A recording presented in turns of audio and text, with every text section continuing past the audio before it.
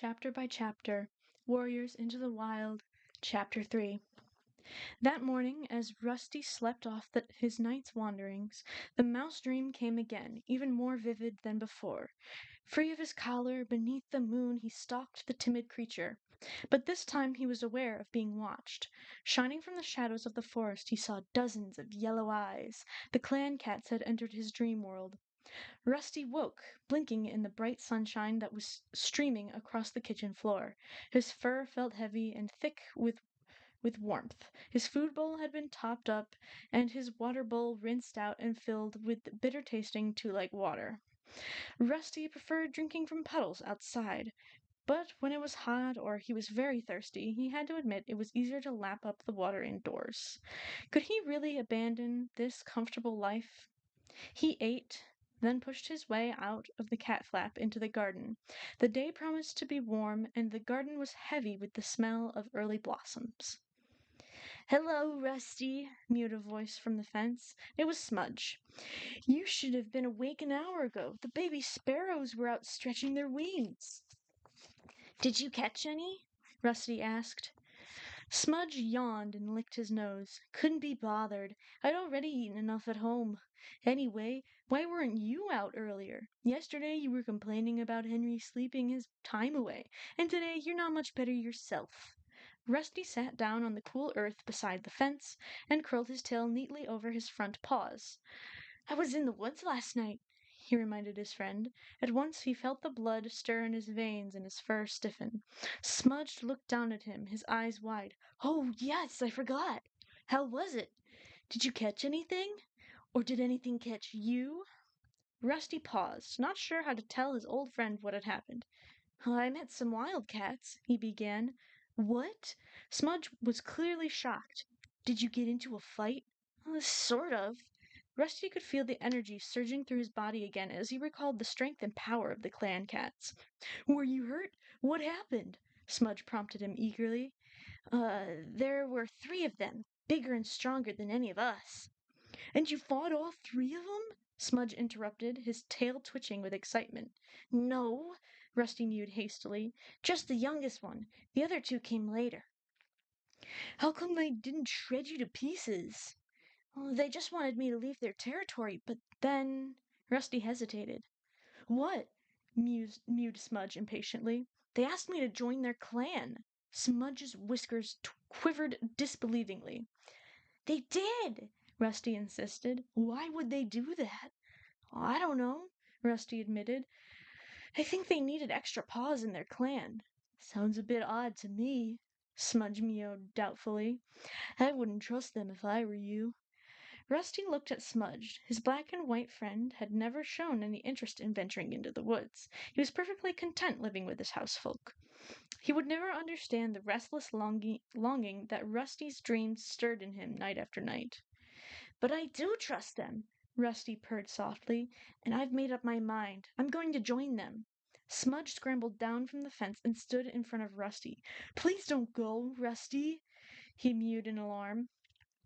"I might never see you again." Rusty nudged him affectionately with his head. "Don't worry. My housefolk will get another cat. You'll get on with him just fine. You get along with everyone." "But it won't be the same," Smudge wailed. Rusty twitched his tail impatiently. "That's just the point. If I stay around here till they take me to the cutter, I won't be the same either." Smudge looked puzzled. "The cutter?" he echoed. "The vet," Rusty explained. "To be altered, like Henry was." Smudge shrugged and stared down at his paws. "But Henry's all right," he mumbled. "I mean, I know he's a bit lazier now, but he's not unhappy. We could still have fun." Rusty felt his heart filled with sadness at the thought of leaving his friend. "I'm sorry, Smudge. I'll miss you, but I have to go." Smudge didn't reply, but stepped forward and gently touched Rusty's nose with his own. "Fair enough. I can see I can't stop you, but at least let's spend one more morning together." Rusty found himself enjoying the morning even more than usual, visiting his old haunts with Smudge, sharing words with the cats he had grown up with. Every one of his senses felt supercharged, as if he were poised before a huge jump. As Sun High approached, Rusty grew more and more impatient to see if Lionheart would really be waiting for him. The idle buzz of meows from his old friends seemed to fade into the background as all his senses strained towards the woods. Rusty jumped down from his garden fence for the last time and crept into the woods. He had said his goodbyes to Smudge. Now all his thoughts were focused on the forest and the cats who lived in it.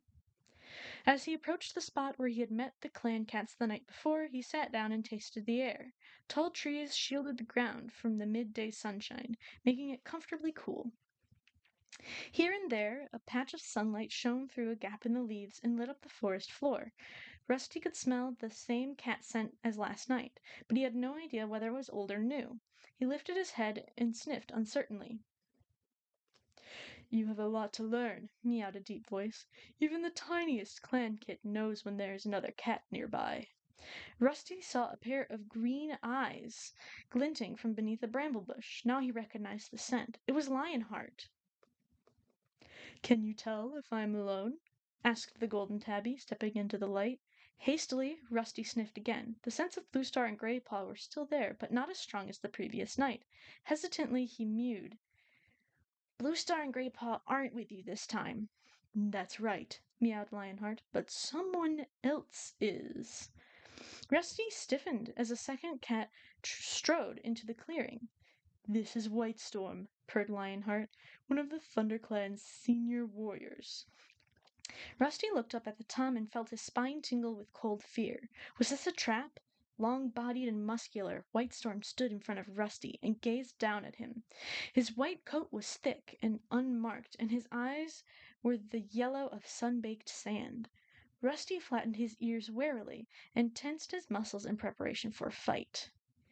"Relax before your fear scent brings unwanted attention," growled Lionheart. "We are only here to take you to our camp." Rusty sat very still, hardly daring to breathe, as Whitestorm stretched his nose forward and gave him a curious sniff. "Hello, young one," murmured the white cat. "I've heard a lot about you." Rusty dipped his head in greeting. "Come, we can speak more once we are in the camp," ordered Lionheart, and, without pausing, he and Whitestorm leaped away into the undergrowth. Rusty jumped to his paws and followed as quickly as he could. The two warriors made no allowances for Rusty as they sped through the forest, and before long he was struggling to keep up. Their pace barely slowed as they led him over fallen trees that they cleared in a single leap, but which Rusty had to scramble over paw by paw. They passed through sharply fragrant pine trees, where they had to jump across deep gullies churned up by a two-legged tree-eater. From the safety of his garden fence, Rusty had often heard it roaring and snarling in the distance. One gully was too wide to jump, half filled with slimy, foul-smelling water. The clan cats waded through without hesitating. Rusty had never put a paw in water before, but he was determined not to show any signs of weakness, so he narrowed his eyes and followed, trying to ignore the uncomfortable wetness that soaked his belly fur. At last, Lionheart and Whitestorm paused. Rusty skidded to a halt behind them and stood panting, while the two warriors stepped onto a rock that rested on the edge of a small ravine. "We are very close to our camp now," meowed Lionheart. Rusty strained to see any signs of life, moving leaves, a glimpse of fur among the bushes below, but his eyes saw nothing except the same undergrowth that covered the rest of the forest floor. "Use your nose. You must be able to scent it," hissed Whitestorm impatiently. Rusty closed his eyes and sniffed. Whitestorm was right. The scents here were very different from the cat scent he was used to. The air smelled stronger, speaking of many, many different cats. He nodded thoughtfully and announced, "I can smell cats." Lionheart and Whitestorm exchanged amused looks. "There will come a time, if you are accepted into the clan, when you will know each cat scent by name," Lionheart meowed. "Follow me." He led the way nimbly down the boulders to the bottom of the ravine and pushed his way through a thick patch of gorse. Rusty followed, and Whitestorm took up the rear. As his side scraped against the prickly gorse, Rusty looked down and noticed that the grass beneath his paws was flattened into a broad, strong-smelling track. This must be the main entrance into the camp, he thought. Beyond the gorse, a clearing opened up. The ground at the center was bare, hard earth shaped by many generations of paw steps. This camp had been here a long time. The clearing was dappled by sunshine, and the air felt warm and still. Rusty looked around, his eyes wide. There were cats everywhere, sitting alone or in groups, sharing food or purring quietly as they groomed one another. Just after sun high, when the day is hottest, it's time for sharing tongues, Lionheart explained. Sharing tongues? Rusty echoed. Clan cats always spend time grooming each other and sharing the news of the day, White Storm told him. We call it sharing tongues. It is a custom that binds the members of the clan together. The cats had obviously smelled Rusty's foreign scent, for heads began to turn and stare curiously in his direction. Suddenly, shy of meeting any cat's gaze directly, Rusty looked around the clearing. It was edged with thick grass, dotted with tree stumps and a fallen tree. A thick curtain of ferns and gorse shielded the camp from the rest of the woods. Over there, mewed Lionheart, flicking his tail towards an impenetrable-looking tangle of brambles, is the nursery, where kits are cared for. Rusty swiveled his ears towards the bushes. He couldn't see through the knot of prickly branches, but he could hear the mewling of several kittens from somewhere inside. As he watched, a ginger she-cat squirmed out through a small gap in the front. That must be one of the queens, Rusty thought. A tabby queen with distinctive black markings appeared around the bramble bush. The two she-cats exchanged a friendly lick between the ears before the tabby slipped inside the nursery, murmuring to the squealing kits. The care of our kits is shared by all the queens, meowed Lionheart. All cats serve the clan. Loyalty to the clan is the first law in our warrior code. A lesson you must learn quickly if you wish to stay with us. Here comes Blue Star, meowed White Storm, sniffing the air. Rusty sniffed the air, too, and was pleased that he was able to recognize the scent of the gray she-cat a moment before she appeared from the shadow of a large boulder that lay beside them at the head of the clearing. He came, Blue Star purred, addressing the warriors. White Storm replied. Lionheart was convinced he would not. Rusty noticed the tip of Blue Star's tail twitch impatiently. Well, what do you think of him? She asked.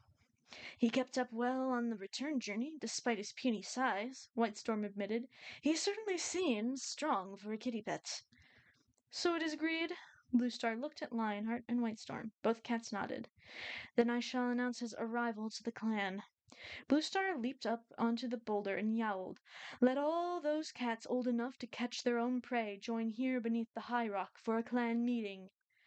Her clear call brought all the cats trotting towards her, emerging like liquid shadows from the edges of the clearing. Rusty stayed where he was, flanked by Lionheart and White Storm. The other cats settled themselves below the high rock and looked expectantly up at their leader. Rusty felt a rush of relief as he recognized Graypaw's thick gray fur among the cats. Beside him sat a young tortoiseshell queen, her black-tipped tail tucked neatly over small white paws. A large gray tabby crouched behind them, the black stripes on his fur looking like shadows on a moonlit forest floor. When the cats were still, Blue Star spoke. ThunderClan needs more warriors, she began. Never before have we had so few apprentices in training. It has been decided that ThunderClan will take in an outsider to train as a warrior. Rusty heard indignant mutterings erupt among the clan cats, but Blue Star silenced them with a firm yowl. I have found a cat who is willing to become an apprentice of ThunderClan. Lucky to become an apprentice, caterwauled a loud voice above the ripple of shock that spread through the cats. Rusty craned his neck and saw a pale tabby cat standing up and glaring defiantly at the leader. Blue Star ignored the tabby and addressed all of her clan. Lionheart and White Storm have met this young cat, and they agree with me that we should train him with the other apprentices. Rusty looked up at Lionheart, then back at the clan, to find all eyes were on him now. His fur prickled and he swallowed nervously. There was silence for a moment. Rusty was sure they must all be able to hear his heart pulsing and smell his fear scent. Now a deafening crescendo of caterwauling rose from the crowd. Where does he come from? Which clan does he belong to? What a strange scent he carries! That's not the scent of any clan I know. Then one yell in particular sounded above the rest. Look at his collar! He's a kitty pet! It was the pale tabby again. Once a kitty pet, always a kitty pet. This clan needs wild-born warriors to defend it, not another soft mouth to feed. Lionheart bent down and hissed into Rusty's ear. That tabby is Longtail. He smells your fear. They all do. You must prove to him and the other cats that your fear won't hold you back. But Rusty couldn't move. How could he ever prove to these fierce cats that he wasn't just a kitty pet? The tabby continued to jeer at him. Your collar is a mark of the two legs, and that noisy jingling will make you a poor hunter at best. At worst, it'll bring the two legs into our territory looking for their poor lost kitty pet who fills the woods with his pitiful tinkling. All the cats howled in agreement. Longtail went on, well aware that he had the support of his audience. The noise of your treacherous bell will alert our enemies, even if your two-legged stench doesn't. Lionheart hissed into Rusty's ear once more. Do you back down from a challenge? Rusty still did not move, but this time he was trying to pinpoint Longtail's position. There he was, just behind a dusky brown queen. Rusty flattened his ears, narrowed his eyes, and, hissing, leaped through the startled cats to fling himself onto his tormentor. Longtail was completely unprepared for Rusty's attack. He staggered sideways, losing his footing on the hard-baked earth. Filled with rage and desperate to prove himself, Rusty dug his claws deep into the tabby's fur and sank in his teeth. No subtle rituals of swiping and boxing preceded the fight. Just the two cats were locked in a screaming, writhing tussle that flipped and somersaulted around the clearing at the heart of the camp. The other cats had to spring out of the way to avoid the screeching whirlwind of fur. As Rusty scratched and struggled, he was suddenly aware that he felt no fear, only exhilaration. Through the roaring of the blood in his ears, he could hear the cats around them wailing with excitement. Then Rusty felt his collar tighten around his neck. Longtail had gripped it between his teeth and was tugging, and tugging hard. Rusty felt a terrible pressure at his throat. Unable to breathe, he started to panic. He writhed and twisted, but each movement only made the pressure worse. Retching and gulping for air, he summoned up all his strength and tried to pull away from Longtail's grip. And, suddenly, with a loud snap, he was free.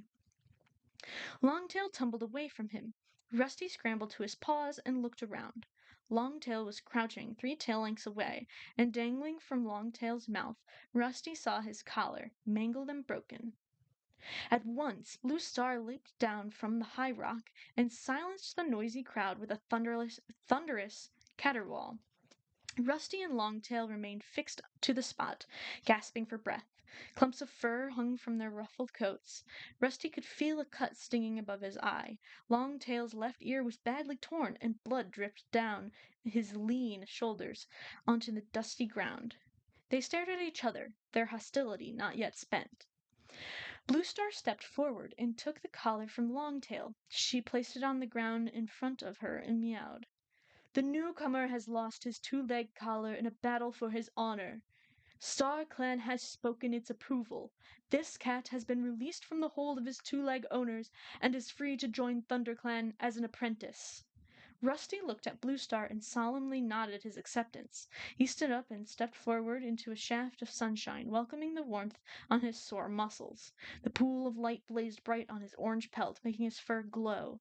Rusty lifted his head proudly and looked at the cats that surrounded him. This time no cat argued or jeered. He had shown himself to be a worthy opponent in battle. Blue Star approached Rusty and placed the shredded collar on the ground in front of him. She touched his ear gently with her nose. You look like a brand of fire in this sunlight, she murmured. Her eyes flashed briefly, as if her words had more meaning than Rusty knew. You have fought well. Then she turned to the clan and announced, From this day forward, until he has earned his warrior name, this apprentice will be called Firepaw, in honor of his flame-colored coat. She stepped back and, with the other cats, waited silently for his next move. Without hesitating, Rusty turned and kicked dust and grass over his collar as though burying his dirt. Longtail growled and limped out of the clearing toward a fern-shaded corner. The cats split into groups, murmuring to each other excitedly. "Hey, Firepaw!" Rusty heard Graypaw's friendly voice behind him. Firepaw! A thrill of pride surged through him at the sound of his new name. He turned to greet the gray apprentice with a welcoming sniff. "Great fight, Firepaw," mewed Graypaw, "especially for a kitty pet. Longtail is a warrior, although he only finished his training 2 moons ago. That scar you left on his ear won't let him forget you in a hurry. You've spoiled his good looks, that's for sure." "Thanks, Graypaw," Firepaw replied. He put up quite a fight, though. He licked his front paw and began to wipe clean the deep scratch that stung above his eye. As he washed, he heard his new name again, echoing among the meows of the cats. "Firepaw! Hey, Firepaw!" "Welcome, young Firepaw." Firepaw closed his eyes for a moment and let the voices wash over him. "Good name, too," Graypaw meowed approvingly, jolting him awake. Firepaw looked around.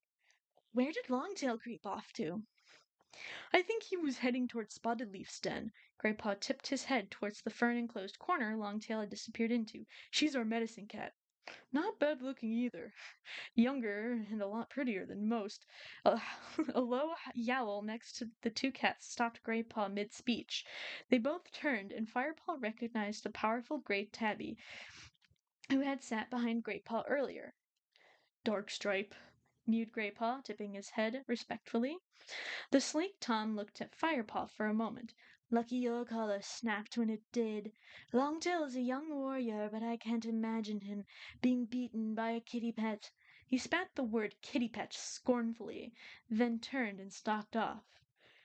"Now, Darkstripe," Graypaw hissed to Firepaw under his breath, "is neither young nor pretty."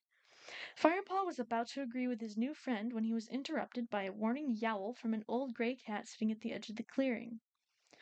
"Small-ear smells trouble," Graypaw meowed, immediately alert.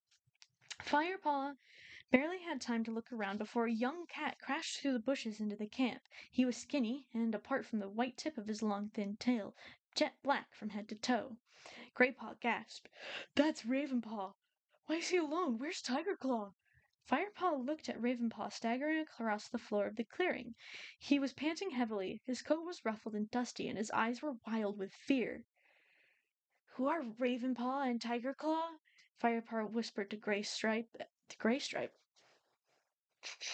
Firepaw whispered to Graypaw as several other cats raced past him to greet the new arrival. "Ravenpaw's an apprentice. Tigerclaw's his mentor," Graypaw explained quickly.